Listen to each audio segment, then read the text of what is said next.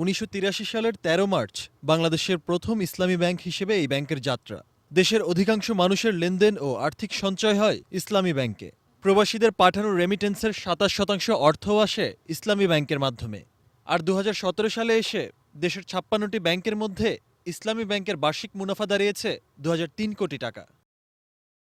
তবে ৫ জানুয়ারি বৃহস্পতিবার পরিচালনা পর্ষদের সভায় সাবেক সচিব আরাস্তু খানকে চেয়ারম্যান হিসেবে নিয়োগ দিয়ে পরিচালনা পর্ষদ ঘোষণা করা হয়। ইসলামী ব্যাংকের শক্তিশালী আর্থিক ব্যবস্থাপনার কারণে অর্থমন্ত্রীর চোখে এটি দেশের ১ নম্বর ব্যাংক। তিনি জানান, দেশের এই শীর্ষ ব্যাংকের ভবিষ্যৎ পরিচালনা ব্যবস্থা নিয়ে আরও পরিবর্তনেরও পরিকল্পনা রয়েছে।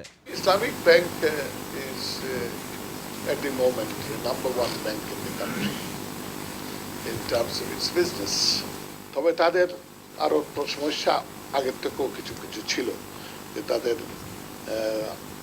প্রফিটস আলটিমেটলি কোথায় যায়, হাউ ইট ইজ ইউজড, এটা নিয়ে প্রশ্ন ছিল।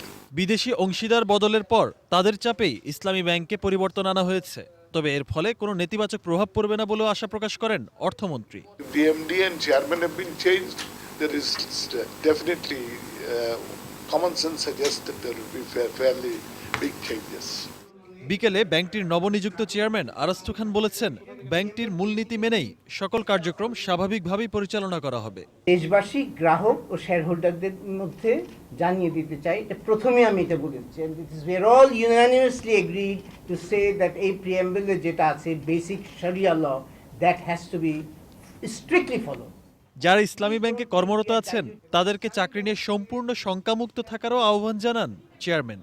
শুধুমাত্র ধর্মীয় চিন্তাভাবনা থেকেই নয়, এখন থেকে নারী ও অন্য ধর্মের গোষ্ঠীর লোকজনও ইসলামী ব্যাংকে নিয়োগ পাবেন বলে জানিয়েছেন ব্যাংকটির নতুন চেয়ারম্যান আরাস্তু খান। জব সিকিউরিটির ব্যাপারটা we wish to ensure them that their job is secured.